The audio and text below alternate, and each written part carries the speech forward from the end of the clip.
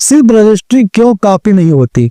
तो रजिस्ट्री एक ऐसा शब्द जो कि संतुष्ट करने वाला शब्द है, जो कि आप सुनते ही संतुष्ट हो जाते हैं कि भाई साहब अब तो रजिस्ट्री हो गई है, अब हमें निश्चिंत हो रहने की जरूरत है, हमें घबराने की जरूरत नहीं है।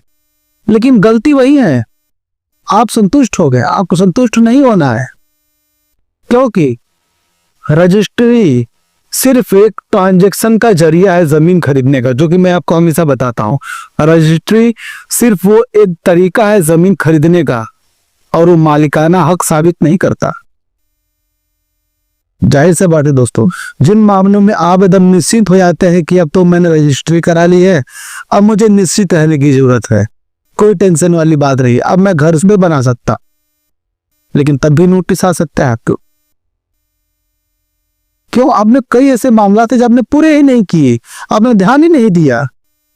कौन से ऐसे मामला है आपको हम बताएं आगे, ध्यान दीजिएगा। और हाँ, हमेशा मैं बोलता हूं आपको, रजिस्ट्री सिर्फ मालिकाना हक साबित कभी नहीं करती, वो सिर्फ और सिर्फ जमीन खरीदने का एक ट्रांजैक्शन यानी बैंक का काम करती है, वो और कुछ नहीं करती है रजिस्ट्री। दूसरा है खतौनी में छुपे सबसे खतरनाक गलती। दोस्तों, ऐसे कौन कौन से शब्द हैं जो खतौनी में छुपे होते हैं? छुपे नहीं होते, सामने ही होते हैं, लेकिन आपकी आंखें वहां तक पहुंच नहीं पाती। आपके सामने ही रहेगा, सामने दिखता रहेगा, आपको समझ में ही नहीं आएगा, आप जाके जमीन ले लेते हैं, वही फंस जाते हैं। ऐसे कौन से शब्द हैं? ध्यान दीजिएगा।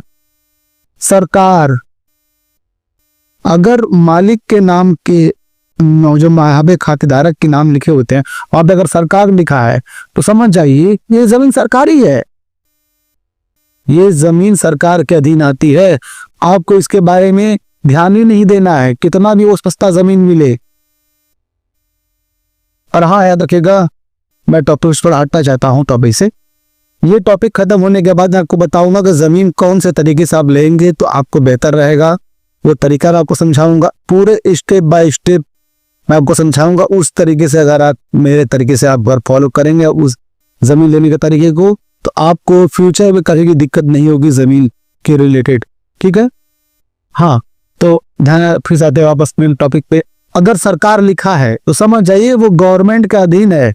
सरकार का कोई इसमें प्रोजेक्ट आने वाला है, लाख आप बोलेंगे कि भाई यहाँ पे तो खेती होती है, वो छोड़िए, आप उस पर ध्यान नहीं देना है। लोगों ने कब्जा करके खेती कर रखा है, लेकिन सरकार उस पर अभी ध्यान नहीं दे रही है। सरकार सोई हुई है, जिस दिन जगेगी उस दिन सबके जमीनों को वो ले लेगी।